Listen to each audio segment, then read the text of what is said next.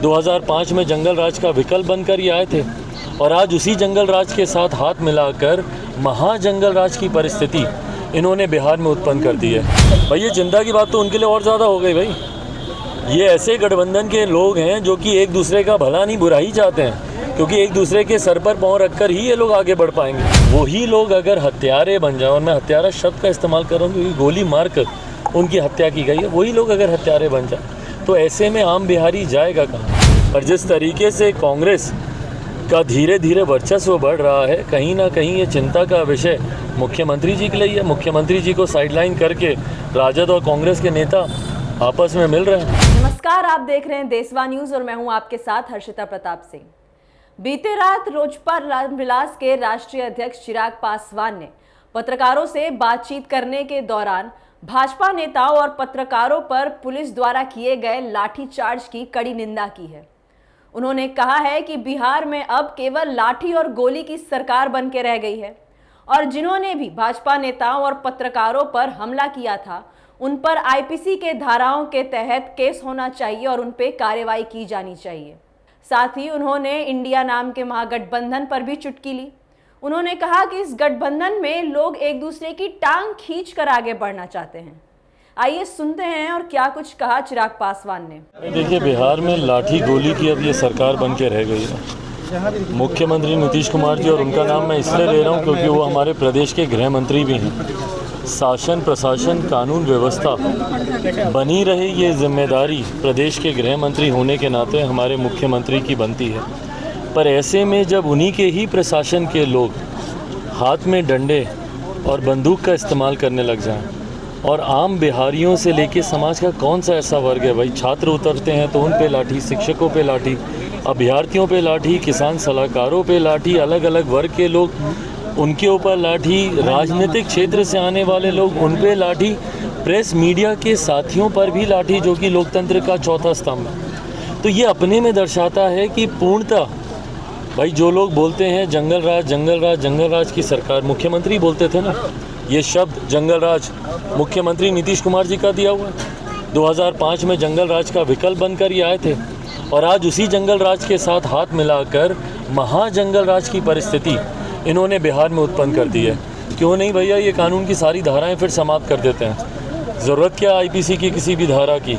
अगर आपको सिर्फ लाठी और गोली से ही समस्या का समाधान करना है तो ये अपने में दर्शाता है कि आपको कानून की और किसी धारा की फिर ज़रूरत नहीं है। अगर हर व्यक्ति पे लाठी चलाकर, और हद तो तब हो गई भाई, अभी हम लोग कटिहार से आ रहे हैं, वहाँ पर जिस तरीके से 2 युवकों की गोली मारकर हत्या कर दी गई, तीसरे का इलाज चल रहा है, उसके हालात इतने बद से बदतर हो रखे हैं। वहाँ पे 2 लोगों की जान आपका प्रशासन ले लेता है, जिसकी जिम्मेदारी लोगों की सुरक्षा करने की है।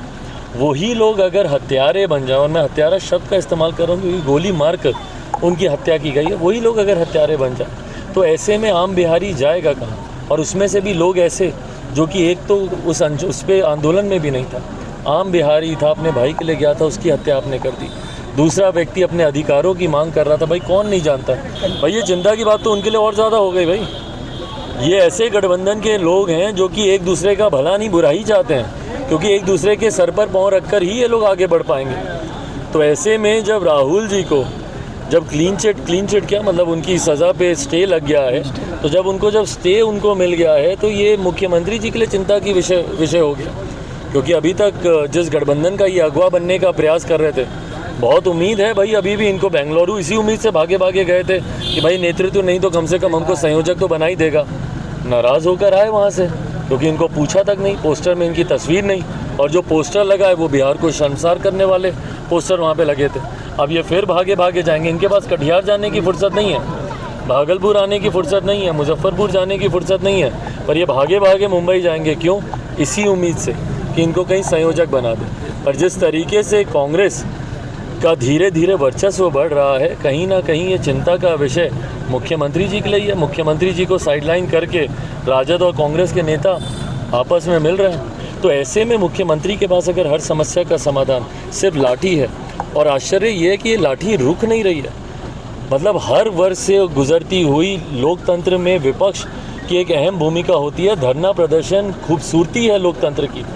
धरने प्रदर्शन पे बैठे हुए लोगों के ऊपर आप लाठी चला रहे हैं, राजनीतिक दलों के नेताओं के ऊपर आप लाठी चला रहे हैं और अब मीडिया के ऊपर भी, मीडिया तंत्र को भी जिस तरीके से कुचलने का प्रयास किया जा रहा है, ये घबराहट, बौखलाहट इस सरकार की दिखाता है। मुख्यमंत्री नीतीश कुमार जी बड़े लक्ष्यों के साथ निकले थे, अगवा बनने निकले थे विपक्षी गठबंधन का, पर वहाँ पे जिस तरीके से उनकी तरजीह नहीं है, उनको पूछा नहीं जा रहा है, तो ये दर्शाता है कि उस गठबंधन के भीतर एक बौखलाहट है, घबराहट है, जिसका बदला कहीं ना कहीं आम बिहारियों से लिया जा रहा है। चिराग पासवान इतना ही कह के नहीं रुके।